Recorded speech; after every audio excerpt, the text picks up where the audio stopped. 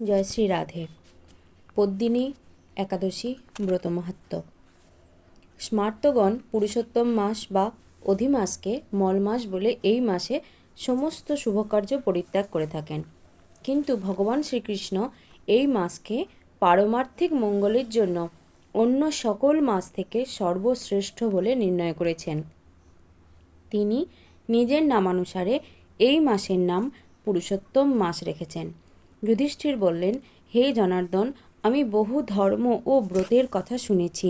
এখন পুরুষোত্তম মাসের সর্বপাপ বিনাশিনী ও পুণ্যদায়িনী শুক্লপক্ষিয়া পদ্মিনী একাদশীর কথা আমার কাছে বর্ণনা করুন, যা শ্রবণ করলে পরম পদ প্রাপ্ত হওয়া যায়। ভগবান শ্রীকৃষ্ণ বললেন, দশমীর দিন থেকেই ব্রতের শুরু হয়। কাঁসার পাত্রে ভোজন, মুসুর, ছোলা, শাক এবং অপরের অন্ন ও আমিষ দশমীর দিন বর্জন করতে হয়। পরের দিন প্রাতঃকৃত্যের পর সুগন্ধি ধূপ, দীপ, চন্দনাদি দিয়ে ভগবানের পূজা করতে হয়। রাত্রিতে জাগ্রত থেকে ভগবানের নাম গুণ কীর্তন করতে হয়। এখন এই ব্রতের একটি ইতিহাস আপনার মনোরঞ্জনের জন্য বলছি। পূর্বে পুলস্ত্য মুনি দেবর্ষি নারদকে এই ইতিহাস বর্ণনা করেছিলেন। একসময় রাজা কার্তবীর্য লঙ্কাপতি রাবণকে পরাজিত করে তাঁর কারাগারে বন্দী করে রাখে। পুলস্ত্য মুনি রাজার কাছে রাবণের মুক্তি প্রার্থনা করেন।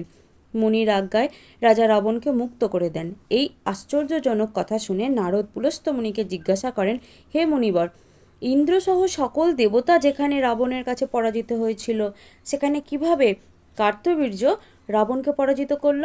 কৃপা করে তা বলুন। পুলস্ত্য মুনি তখন নারদের কাছে কার্তবীর্যের জন্ম রহস্য বর্ণনা করেন। ত্রেতা যুগে হৈহয় বংশে কৃতবীর্য নামে এক রাজা ছিলেন। মহিষ্মতিপুরে তার রাজধানী ছিল। রাজার 1000 পত্নী ছিল, কিন্তু রাজ্যভার গ্রহণের মতো কোনো পুত্রলাভ রাজার ভাগ্যে হয়নি। দেবতাদের আরাধনাতেও সুফল মেলেনি তার। অবশেষে সাধুদের আজ্ঞানুসারে বিভিন্ন ব্রত পালন করলেন। তথাপি রাজা ছিলেন অপুত্রক।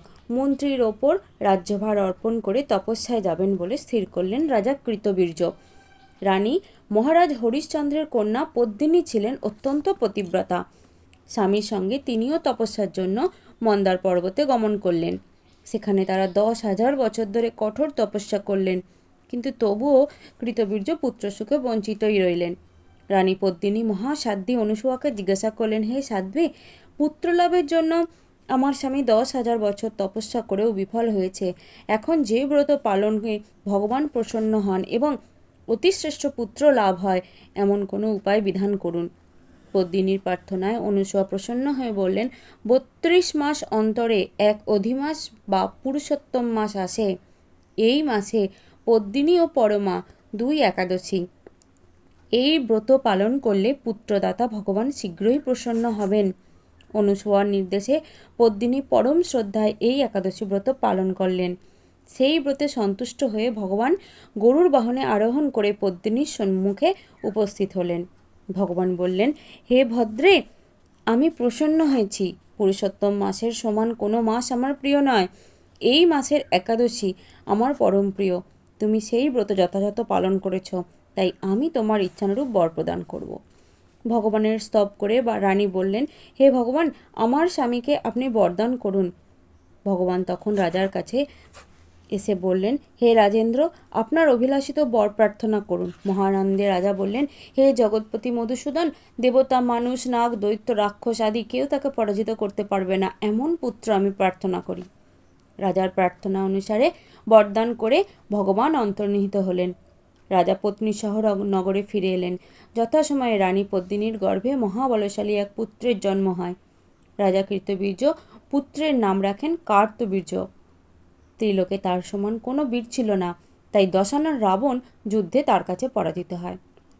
শ্রীকৃষ্ণ বললেন, হে মহারাজ, এই ব্রত যিনি পালন করবেন তিনি ভগবান শ্রীহরির শ্রী পাদপদ্মে অহৈতুকী ভক্তি লাভ করবেন। শ্রীকৃষ্ণের উপদেশে ধর্মরাজ সপরিবারে সেই একাদশী ব্রত পালন করেন। যিনি এই ব্রত মাহাত্ম্য পাঠ ও শ্রবণ করেন তিনি বহু পুণ্য লাভ করেন। রাধে রাধে। হরে কৃষ্ণ কৃষ্ণ কৃষ্ণ হরে হরে, হরে রাম রাম রাম হরে হরে।